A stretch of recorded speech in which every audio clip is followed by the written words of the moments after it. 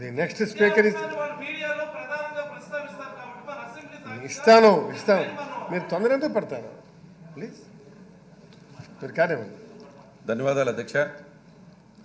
ఎంతో ప్రతిష్టాత్మకంగా భావించేటువంటి శాసనసభలో ఎంతో ముఖ్యమైనటువంటి ఘట్టమైనటువంటి గవర్నర్ గారి his excellency the governor of AP వారే స్వయాన వచ్చి ఇక్కడ వారి ప్రసంగం ఇచ్చాక వారికి ధన్యవాద తీర్మానాలు అనేది అసెంబ్లీలోనే ఒక గొప్ప విషయం.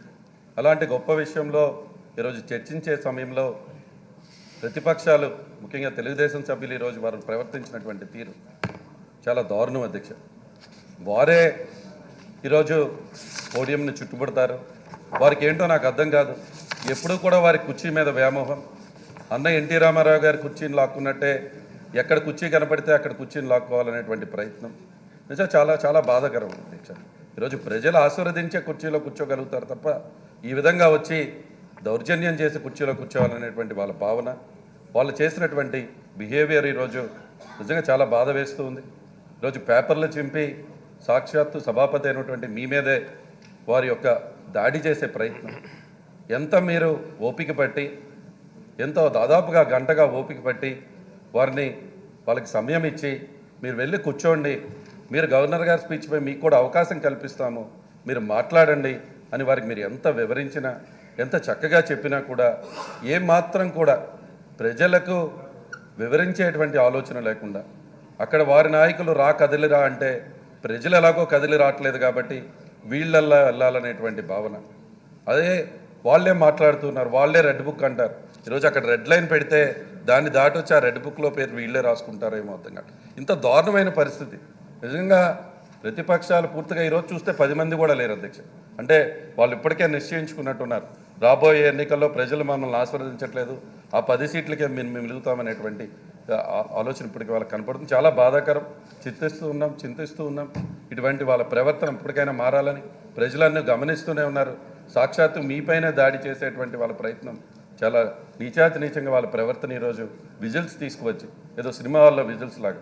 ఇంకా అక్కడ బాలకృష్ణ గారు అంటే నేను మాట్లాడుతూ ఉంటే ఇట్లా ఇదేనా సినిమానా అధ్యక్ష? ఏదో కుర్చీ మీదకి వెళ్ళిపోతున్నట్టు ఆయన తొడలు కొడితే కుర్చీ ఆయన దగ్గరికి వచ్చేయాలనేటువంటి ఆయన భావన ఏంటి అధ్యక్ష? ఇది అసెంబ్లీయా లేకపోతే సినిమా షూటింగా? నాకు అర్థం కాలేదు అధ్యక్ష.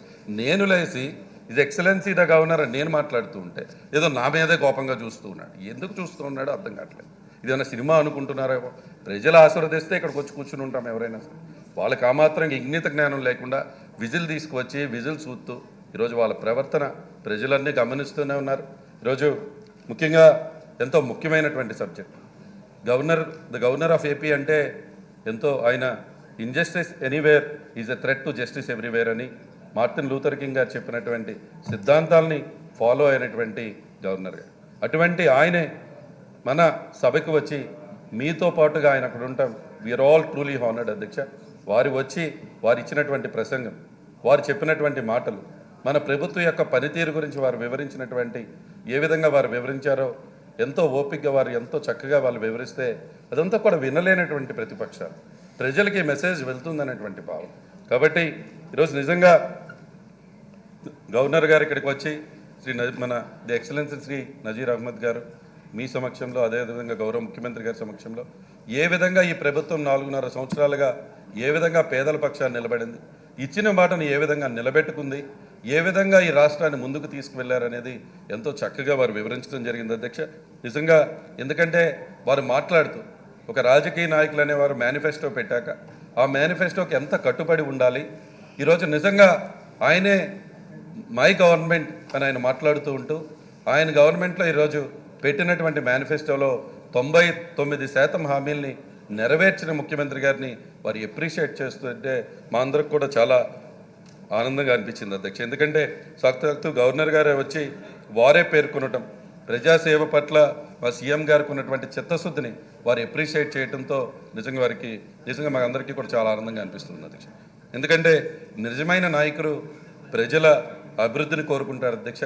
అదేవిధంగా ఎన్ని అడ్డంకులు వచ్చినా పక్కా ప్రణాళికతో ప్రతిదాన్ని కూడా అధిగమించి ప్రజలకు మేలు చేస్తారు అధ్యక్ష. అదేవిధంగా కళ్ళబల్లు కబుర్లు చెప్పే నాయకులు గ్రాఫిక్స్ చూపిస్తారు. అదేవిధంగా పోలవరం నిధులను కూడా ఏటీఎంలా వాడుకున్నటువంటి వ్యక్తులు అదేవిధంగా ఎన్నికల ముందు విడుదల చేసినటువంటి మేనిఫెస్టోను కూడా దాచేసేటువంటి వ్యక్తులు ఈరోజు గవర్నర్ గారి ప్రసంగాన్ని వినటానికి కానీ దానిపైన చర్చించడానికి కూడా వారు రాకపోవడం అంటే అతిశయోక్తి ఏం లేదు అధ్యక్ష. ఎందుకంటే ఒక రాజకీయంలో విలువలు విశ్వసనీయతతో మా ముఖ్యమంత్రి గారు రాజకీయం చేస్తూ ఉంటే విలువలు లేకుండా ఏదో ఒక మాయమాటలు చెప్పాలనేటువంటి ప్రతిపక్షాలు యొక్క ఆలోచన ఉంది అధ్యక్ష. ఎందుకంటే ఈరోజు మేము ప్రౌడ్గా చెప్తూ ఉన్నాం అధ్యక్ష, our government is the pro poor government అనేది మరొకసారి నిన్న గవర్నర్ గారి మాటల్లో కూడా మన అందరికీ అర్థమైంది అధ్యక్ష.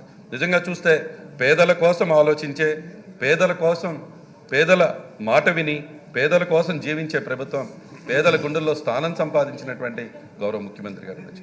కొన్ని ఈరోజు ఈ రాష్ట్రంలో ఉన్నటువంటి పూర్ టు పూర్ని అప్లిఫ్ట్ చేయాలనేటువంటి ఆలోచన ఒక గొప్ప సిద్ధాంతంతో ఆయన ముందుకు వెళ్ళటం చాలా ఆనందంగా ఉంది అని చెప్పి కూడా ఈరోజు మీకు తెలియజేస్తూ ఉన్నాను అధ్యక్ష. ఎందుకంటే ఏ true leader focuses on the development of people, overcomes obstacles with perfect plans and benefits the community, Adhyaksha.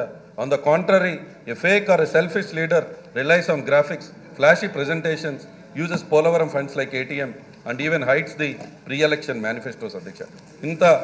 ఈ విధంగా నిజంగా నేను ఈరోజు నిజంగా చెప్పేది the commitment to the social justice, the equality and the empowerment మన ముఖ్యమంత్రి గారి యొక్క ఆలోచన.